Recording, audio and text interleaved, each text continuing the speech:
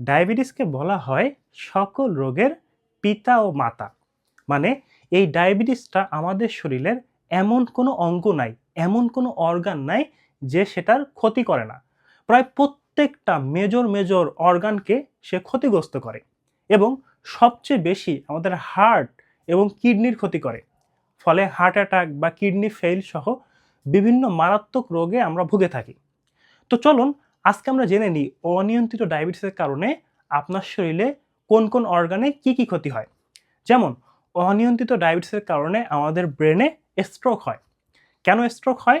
কারণ আপনার রক্তে যখন সুগারটা বেশি থাকবে তখন রক্তের ভিতরে কোলেস্টেরল বা চর্বির পরিমাণটা বেড়ে যায়। এছাড়া অনেক বেশি সুগার থাকার কারণে রক্তে রক্তনালীগুলো ড্যামেজ প্রাপ্ত হয়। এই দুই ইফেক্টের কারণে আমাদের ব্রেনের রক্তনালীতে জমাট বেঁধে যায়, ক্লট তৈরি হয়, যার ফলে ব্রেনের যদি নির্দিষ্ট অংশ অক্সিজেন না পায় তখন মারা যায় এবং আমাদের স্ট্রোক দেখা দেয়। এছাড়া ডায়াবেটিসে আক্রান্ত 50% রোগী উচ্চ রক্তচাপে ভোগে। তো এই উচ্চ রক্তচাপের কারণে কখনো যদি ব্রেনের রক্তনালী ছিঁড়ে যায় তখনও স্ট্রোক হয়, যেটাকে আমরা হিমোরেজিক স্ট্রোক বলি। এর পাশাপাশি এই অনিয়ন্ত্রিত ডায়াবেটিস আমাদের হার্টের যে রক্তনালী আছে, ব্রেনের রক্তনালীর মতো হার্টের রক্তনালীতেও জমাট বাঁধে, ফলে হার্ট অ্যাটাক দেখা দেয় এবং উচ্চ রক্তচাপ থাকার ফলে হার্টের উপরে প্রেশার বেশি পড়ে। ফলে হার্টের মাসেল বড় হয়ে যায়, হার্ট নিজেও বড় হয়ে যায়, একটা সময় গিয়ে হার্ট ফেইলিওর ডেভেলপ করে। এবং এই অনিয়ন্ত্রিত ডায়াবেটিস আমাদের কিডনিতে ক্রনিক কিডনি ডিজিজ তৈরি করে। প্রথম দিকে হয়তো আপনার প্রস্রাবের সাথে কি যাইতো? সুগার যাইতো। পরে যাবে প্রোটিন।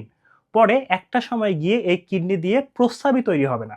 মানে ক্রনিক কিডনি ডিজিজের স্টেজ যখন 4-5 হয়ে যায় তখন আপনার ডায়ালাইসিস এবং কিডনি ট্রান্সপ্লান্ট ছাড়া কোনো অপশনই থাকে না। মানে আপনার কিডনিও ফেইল করে। এছাড়া অনিয়ন্ত্রিত ডায়াবেটিস আমাদের চোখের ক্ষতি করে। চোখের ভিতরে প্রেশার বাড়ায় দেয়, যেটাকে আমরা বলি গ্লুকোমা। চোখের ভিতরে রেটিনোপ্যাথি ডেভেলপ করে। চোখের ভিতরেই হেমোরেজ বা রক্তপাত হয়। ফলে আমরা প্রথমে ঝাপসা দেখি, একসময় আমাদের চোখ অন্ধ হয়ে যায়।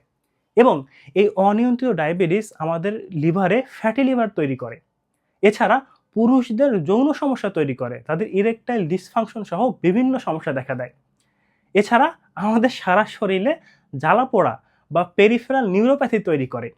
আমাদের শরীরে যখন কোথাও ইনফেকশন হয় সহজে শুকায় না এবং আলসার হয়ে যায়, ঘা হয়ে যায়। তো আপনারা যারা অনিয়ন্ত্রিত ডায়াবেটিসে ভুগতেছেন, ইনিশিয়ালি মানে শুরুর দিকে হয়তো